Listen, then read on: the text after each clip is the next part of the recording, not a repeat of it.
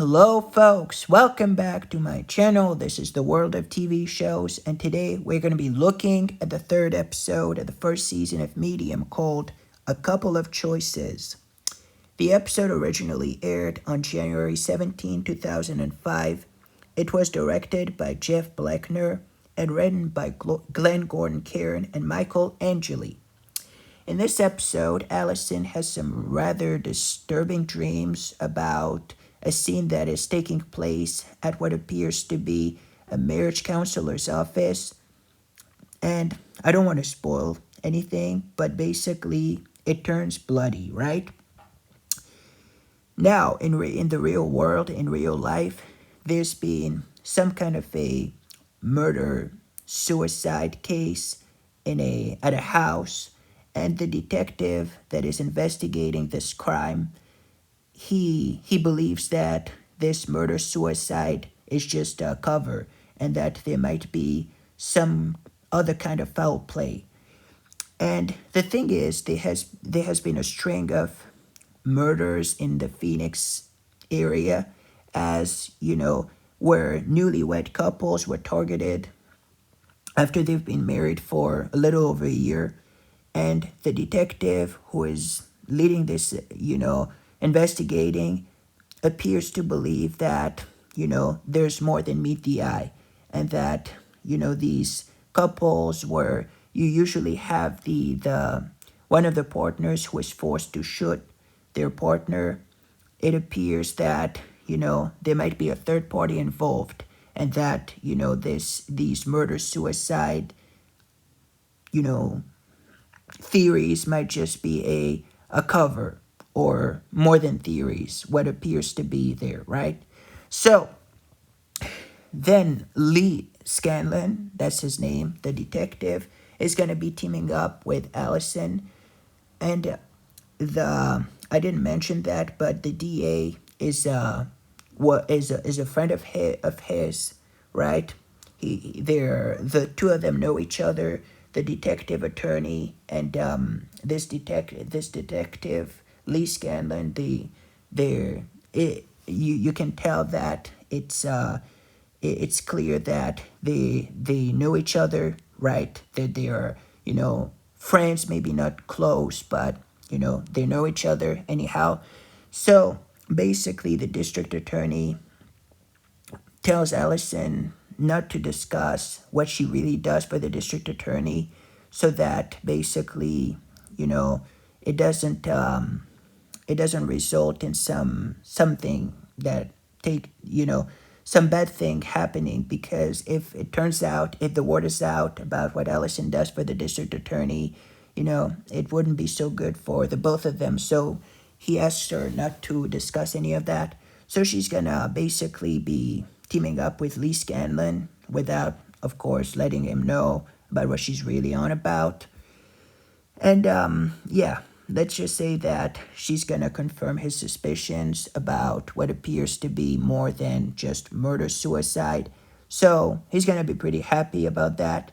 But then it turns out that he's gonna kind of find out about, something about Allison. And well, needless to say that he's not gonna be very, very cool about it, right?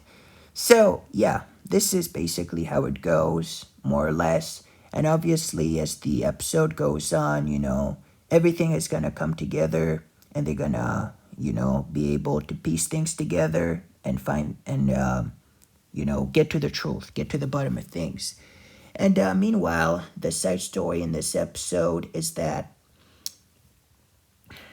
Allison's husband Joe and their children are planning some kind of a birthday party, a birthday surprise, whatever you're gonna call it, for Allison, right? But Allison suspects that, she knows what they're going to do, right? She has an she has a she has a she might have an idea of what's going on. So yeah, this is basically how the episode goes, more or less. I don't believe that I omitted anything that is really relevant to the story.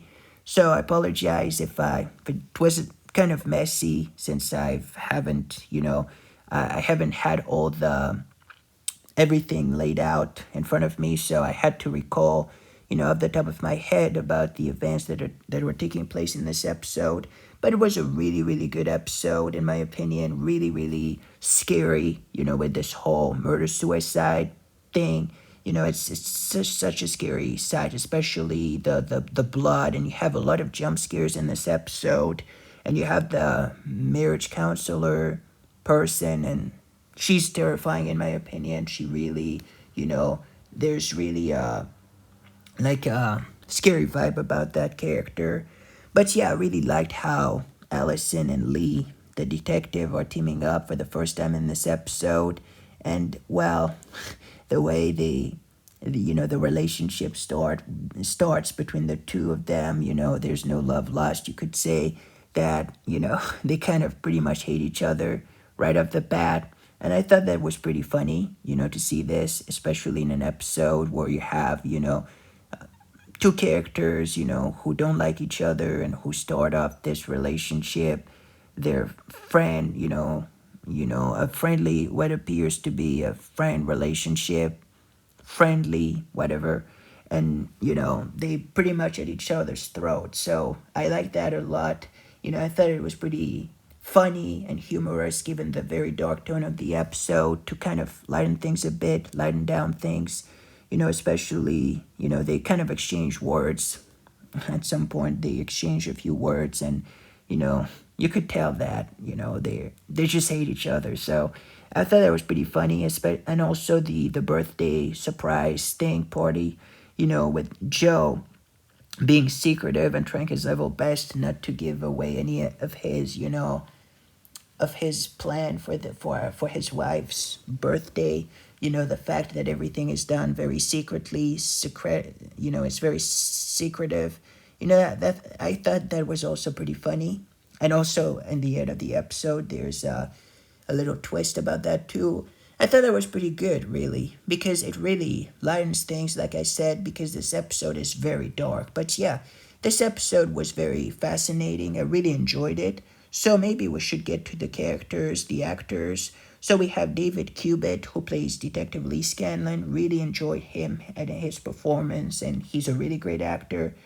We have Silas Weir Mitchell, who plays a deranged husband, who I thought was also pretty scary, pretty good. Donna Bullock, who plays the therapist. Yeah, the counselor. I called her counselor, marriage counselor, but you could call her a therapist. That's the character I'm talking about, with that scary vibe around her. Then we have John Skleroff as Mr. Rundle. Really, really good as well. And then we have some other characters, right? But most of them were so good. Especially, I really enjoyed David Cubitt and, yeah, Donna Bullock as well. She was pretty scary in that role, but it's part of the whole thing, right? It's part of this episode. So my thoughts and opinions on this episode are really, really good, really high. And this is one of my favorite episodes in the whole season because it's very, very scary, very, kind of even traumatic, I would say, with the whole kind of the very dark episode tone, right? And the fact that, at some point there are some scary pictures, of, some things that occurred, and Joe is gonna make a humorous kind of, line, kind of, he's gonna try to be funny about it. And this is what you can tell about the humor in Medium, is that, the show is pretty dark, but you always have some humor kind of trying to, take things off. Take a look, make it less, scary, right? By having some humor thrown in here and there. But yeah, that was pretty good in my opinion. So, in my opinion, this episode deserves no less than probably 8.5 out of 10. It was a really, really good episode. I really enjoyed it.